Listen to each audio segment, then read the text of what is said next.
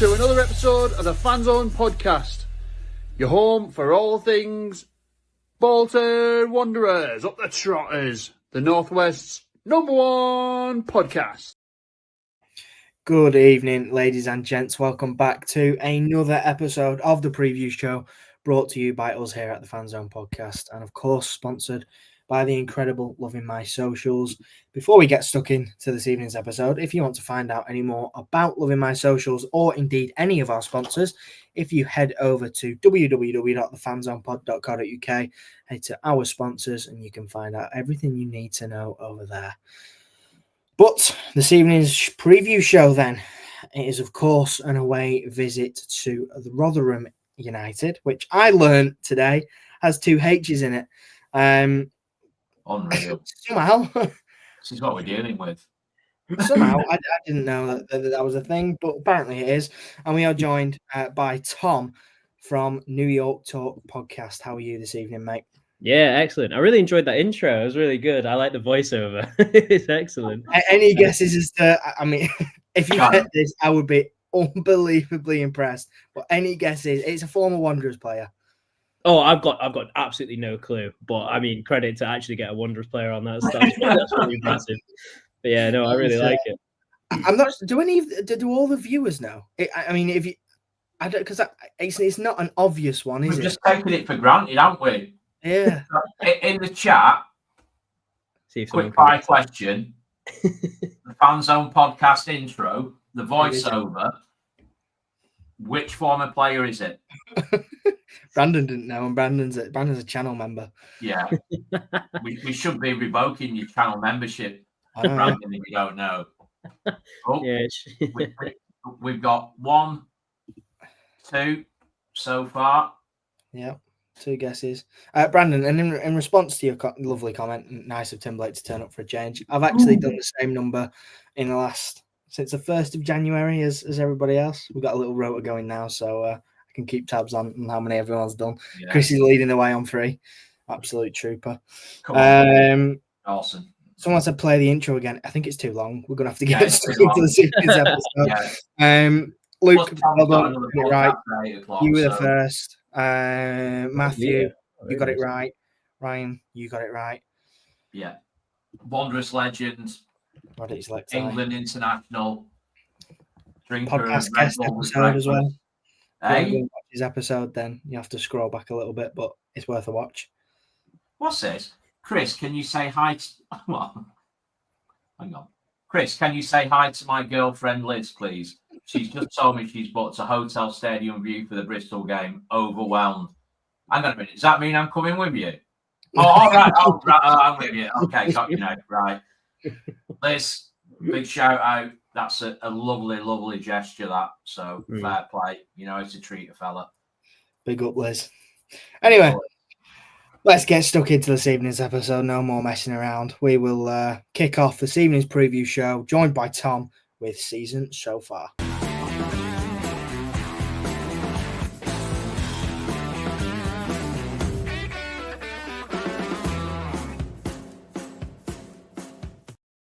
Right then, last minute excitement at Exeter. Are things looking up for Bolton Wanderers?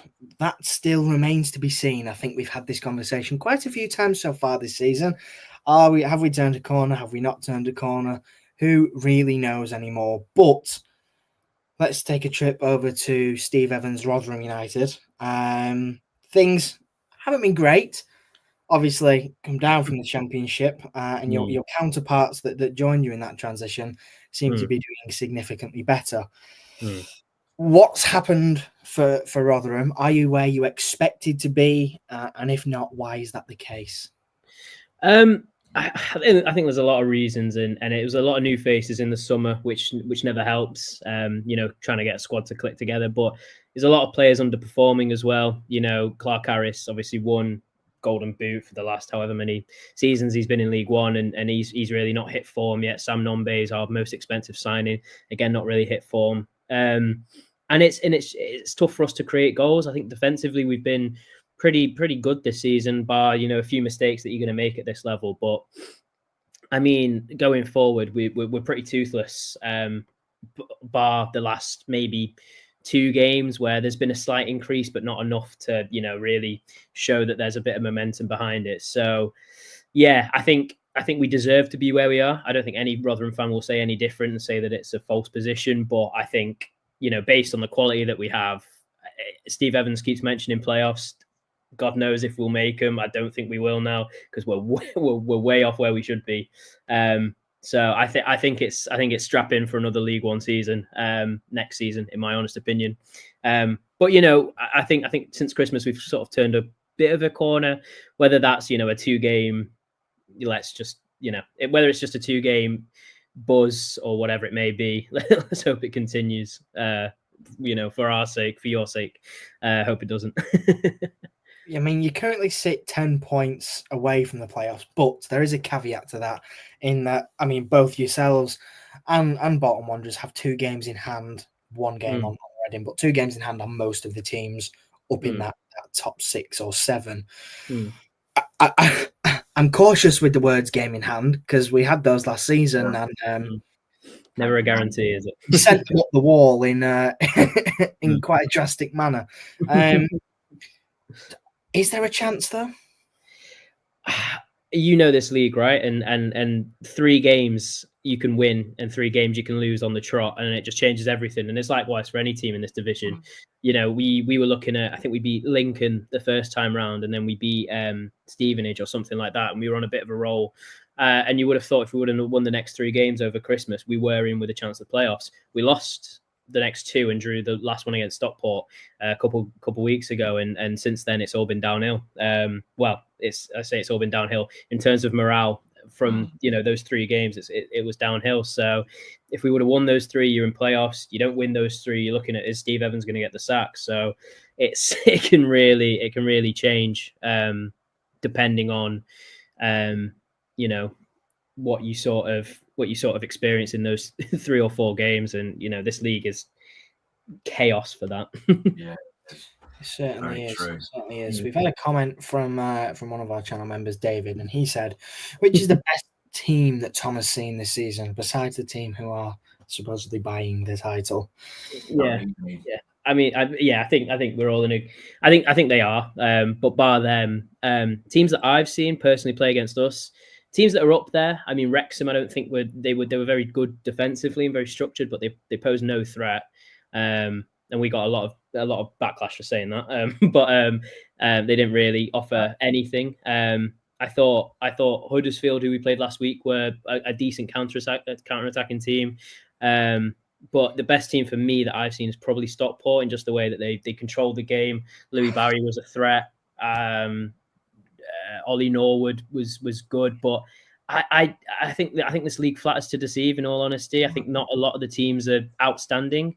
I think, and it goes to show that you can go on 3-game win, you can go on a 3-game loss. I think, you can play Exeter one week and then beat them, and then you play Barnsley the week after and beat them, and then you can play Peterborough the week after and lose to them. It's just sort of who turns up on the day, and it makes it a tough league, but also makes it a stressful watch, because I don't think any team is above and beyond any other team I've seen this season other than Birmingham.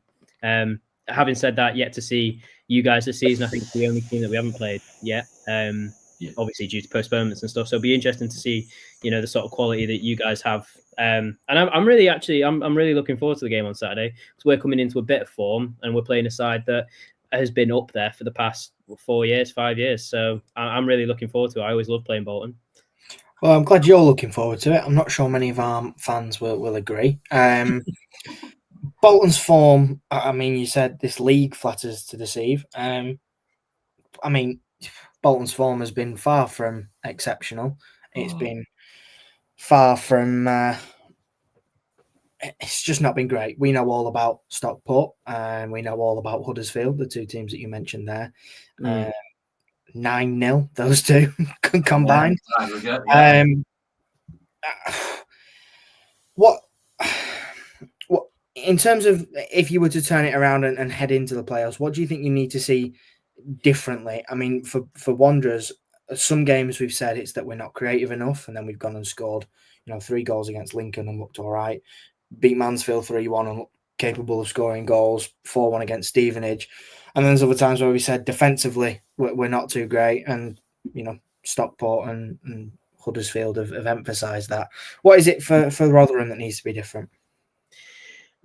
I think our defensive performances. I think we tweeted out a couple of weeks ago. We're something like 6th or 7th in the league for defensive performances. I mean, I might be flattering us, but I think we've created a really good back five. And I think we're defensively quite solid. I mean, clean sheets in back-to-back games, away games for the first time in, I think it's like 2.5 years or something, which is like a mental statistic. But yeah, so I think defensively we're fine, but going forward, we don't create a lot. I mean, you got Malik Wilkes, Clark Harris, and Sam Nombe as a front three, and you think those three should be able to, sort of create a lot, score a lot, but they just don't seem to. They seem to not really work in tandem. The style of play doesn't really suit them. It's just there's no real game plan, and like I said, the upturn in form the last couple of games is because we've sort of switched them three out. I think Nombe still starts, but Wilkes starts alongside him rather than a Clark Harris. So we look a little bit more mobile, but we still look really lacking of goal threat. And I think we're one of the lowest scorers in the league, if I'm not mistaken. So it's just it's just about getting the players in January to be able to sort of boost that boost that side of the pitch in the final third, and a little bit more creativity, a little bit more know-how in the box, and I think we'll be okay. But as I said before, I think it's a bit too late to think of playoffs. For me personally, I'm a bit of a pessimist because if you get there, it's great. If you don't get there, you never thought you were going to get there anyway. So I think we'll push, but I don't think we've got quite that firepower in us to get there. Which before the season started, you would have argued the other way around. You would have argued our defense looked a bit shaky. But yeah, it's going to be interesting to see who we get in January, as we've not signed anyone yet or linked with anyone. Yeah, I was just actually going to touch on the league table. 13th in form table after the last 10 games, and Wanderers are 14th after the last 6 games. It's certainly neither side are being impressive for any length of time. And you were right, actually. The only team with fewer goals than yourselves is Bolton on 20. Yeah. One less than Bolton, bottom of the table. You are level on goals with Wigan. Actually, the same goals scored and conceded. Wanderers have been slightly better in front of goal. Scoring 35, but conceded 34, which is 11 more than you have. Obviously, the same amount of games. So I think it's clear to see where our troubles have lied so far this season. But moving away from the talk of this season, let's get a little bit more up to speed and up to date as we give you an injury update.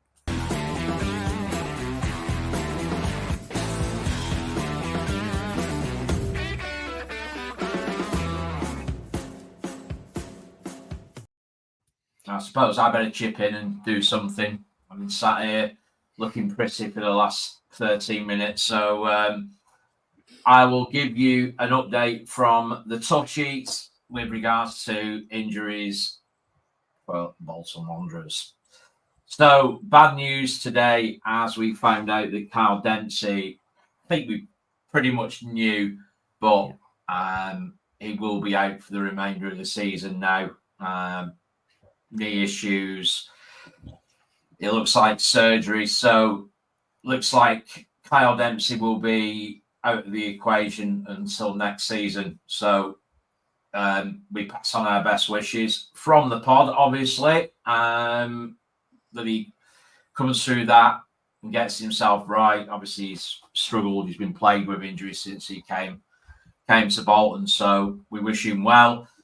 In better news, Josh Sheehan will be returning to full training tomorrow. He's been doing some light training this week, back to full training tomorrow. So I suspect that Saturday lunchtime will come too soon for him.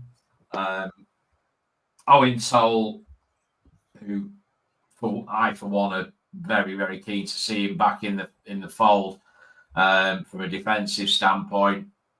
He will be back in training next week.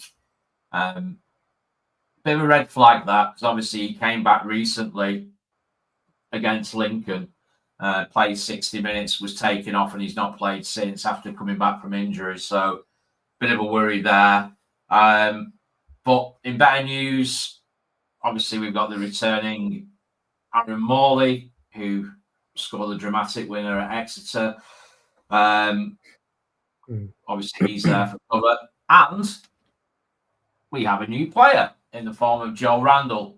I'm sure you've all seen that, unless you've been living under a rock for the last few hours. Another short sock merchant to the collection, and a good player on paper. There's obviously a lot of debate. We haven't got time to unpack it right now, but we were talking about it with Tom before we came on live.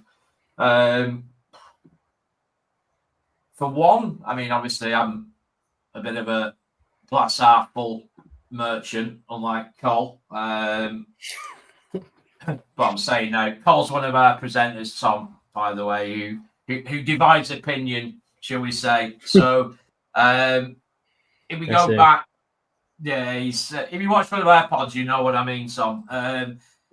But obviously Peterborough fans have been quite negative in terms of what they're saying about young Joe Randall. But if we just cast our mind back recently, just to November, 4 games, 2 assists, 3 goals, which is a goal contribution every 72 minutes. That was back in November. So he's obviously got something about him, and he scored 12 goals last season. I think the hopes were when they signed him from Exeter that he would do big things. They haven't been realised. But it's a player that we looked at and we had a bid turned down for in the summer. So we're obviously keen on him. We've gone back in, despite him signing an extension to his contract, and got him for less money. So everyone's a winner. So he will be straight into the squad on Saturday. Indeed, and hopefully we see some good things from him. I'm sure on Sunday we'll be able to have a debrief with you about his performance and whether we can expect some big things from him in a Wanderers shirt. One thing I will add to that is that if you go back to the tweets on his contract extension, people were significantly happier and than they appear to make out to be now that he's leaving. So take the comments of him leaving and people being happy about it with a pinch of salt. Indeed. But moving on, pub watch, away fans, if you are making the trip, where can you get your hands on some ale? Yeah.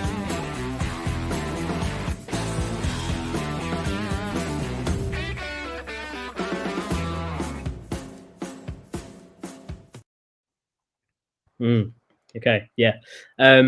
So I told you beforehand that I wasn't really sure, but so I do remember that there is a Spoons that is frequented by away fans called Bluecoats, which I believe. I mean, you correct me if I'm wrong, and Bolton fans have gone before, but yeah, I think it's Bluecoats, which is just in the city, town centre. So yeah, be feel free to go there. It's usually regarded as the away pub. So yeah, I'm happy I remembered that. I was struggling. Fair play, mate. Yeah, no, thank you. Did you mention a fan zone as well before when we were talking? Yeah, so there is a fan zone. Whether it's in the away sort of section, I'm not 100% sure, but there is a sort of fan zone outside the stadium. It's friendly. It's family friendly. I mean, and it's it's nice. It's got a few food stores, a couple bars. So yeah, and I mean, if you want to get yourself down there before kickoff, feel free. But with this weather, I'd stay inside if it was personally me. Yeah, I think you probably giving some sound advice about the Spoons, to be honest, especially with it being an 12:30 kickoff, an earlier kickoff. It's less opportunity for heavy consumption, shall we say. We've just got a question here, actually. If I could just flag this up from David. David's question is, Tom, thoughts on Steve Evans, please? Yeah. So we speak a lot about him on our podcast, obviously, because he's a big character. But Yeah, absolutely. he's a so we interviewed him a couple of weeks ago, and when we interviewed him, he was really with the fans. He sort of said everything that we had, problems with, and sort of really, said how poor we were. And since then, he has turned it around. So what I said pre that compared to what I'm saying post that is very different. But I think the issue with Steve Evans is he talks a lot of talk and probably half walks the walk. And that's in regards to, players he's mentioned he's signed and who he thinks players that he's going to sign and who he thinks these players remind him of and how well we're doing compared to what fans are seeing. And I think he says a lot without doing what he's saying. Yeah. So I think he's a very frustrating figure for Rotherham fans, especially this season with us. I told you guys before, and he's still saying in the press that he's going to get us to playoffs. And I think for me personally, that's a very tough thing to say and a very idealistic thing to say, and you've got to be realistic in that situation. Yeah, it's very brave, you're right. And I think it's tough to fully understand why he says some of the things he does. So yeah, it's very tough to sometimes get behind him. But yeah, David, as you said there, he still does the fist bumps. So it's one of those things that you sort of wish he didn't do, because I think he does it ironically now. I can't imagine that he does it. I know us fans do it ironically. So yeah, but I mean, it's all a bit of fun in games. But if you're on the receiving end of it, I'd absolutely hate it as a fan. No, I perish the thought that would be. Yeah. I don't personally do him, but I do laugh when he does them. I don't get involved, but it's great. Yeah, it's about Steve Evans. He's a character.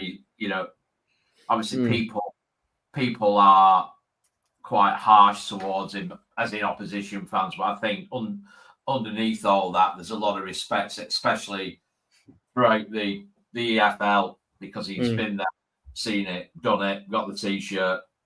Oh, absolutely. Yeah, he's experienced.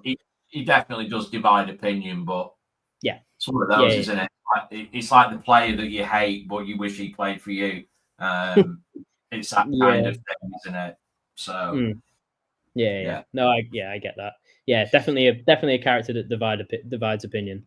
And we can't sort when we've got a manager that opinion. That's one word for it, isn't it? Yeah.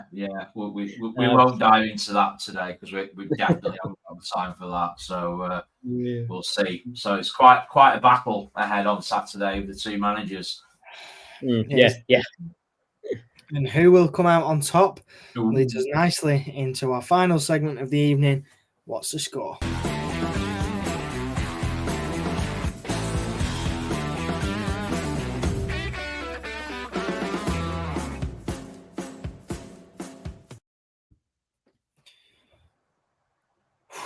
Right then, viewers, get your comments in the chat. I tell you what, there's been some interesting scorelines floated about on the last couple of preview shows. But we'll hand over to our guest first. That feels fair. Tom, how are you feeling ahead of Saturday? Not entirely positive, I'll be honest. I think it's extremely tough to be, as I've said, we hardly create chances. But I back us defensively until you said that you were quite high scorers. And that made me think that I think it'll be a really scrappy game, but I think it'll finish 1-1. And I think it will probably be a fair result. I don't think we score many goals, but it seems like you guys leak them more than most. And it seems like you guys score quite a few. And although our defense is good, we're bound to slip up and have a mistake. And we've kept clean sheets in the last two games, but I think that'll probably come to an end. So I think it'll, my heart wants, a 1-0 Rotherham win, but I think it'll be 1-1 is the more realistic option. 1-1 seems fair. Chris, what about you? Well, I'll just touch on the chat very quickly because it's split opinion, definitely, in terms of the outcome. We've got 3-1 to Bolton from Ryan. Alex predicts a scrappy Bolton 1-0 win. Jordan 2-1 Bolton win. Founders with Nick 0-0. Harvey 1-0 Whites. Wes 0-2, assuming that he's going with the correct structure. Rotherham 0, Bolton 2, assuming. Rotherham 1, Bolton 1 is David's prediction, and Francis goes for 3-2 Bolton. Yeah, I can't see us scoring 2, so that'd be that'd a tremendous spectacle for all, I imagine. And I've got to go with Cole's prediction as well, because obviously he is a member of the podcast. Colin goes for 1-0 either way. And he also said, please like and subscribe, everyone. And a little kiss. Oh. I suppose I'm going to have to give a prediction, aren't I? Oh, Jesus. I'm not going to sit on the fence. I think we will lose, and I think we will lose 3-1. No. More bold than what I'd say. That's not like you either. You're never usually. No. I think we are about to go through a period of transition. Obviously, we've Can't be doing with another one of them. Yeah, we've only had 15 this season. But I think with Morley coming back in against Exeter in the last game, which proved a masterstroke. Obviously, he got the winner in injury time. Blah, blah, blah. We all know the outcome. I just think that it will go the other way. Joe Randall will feature in some way. I just think there's going to be... I don't know. I just got a weird feeling. And I just think we will get beaten. Fair enough. Alex Lafuente, I agree exactly with your comment. And I am going to go for a Wanderers scrappy 1-0. And Cole, I think it's probably a safe bet. If I was a betting man, I would probably go 1-0 either way. It's probably a safe bet. Gonna I err on the side of positivity and hope that Wanderers can get the job done. And hopefully a 3-point podcast on Sunday, because boy, do we need one. It would be Louise, a manager is definitely getting sent off. Again, if I was that'd be on my actor as well. Wow. Rounding off, David has said, great guest is Tom. Let's hope the best wins. Thanks, Tom. Thank you very much for joining us, Tom. It has been massively appreciated. If you want to go and watch the New York Talk preview, the link to their Twitter is in our bio. So go and find out the details of all that, and you can tune in. But thank you very much for joining us, Tom. We appreciate it. Yeah, no, thank you very much for having me on. It's been really good fun. Thank you for letting me talk as much as I have. I do tend to ramble. No, you've been great, mate. Trust me, we've had guests that ramble, and you aren't one of them. Thank you all very much for watching. Take care, and we will see you in the next one. Bye bye. Cheers, guys.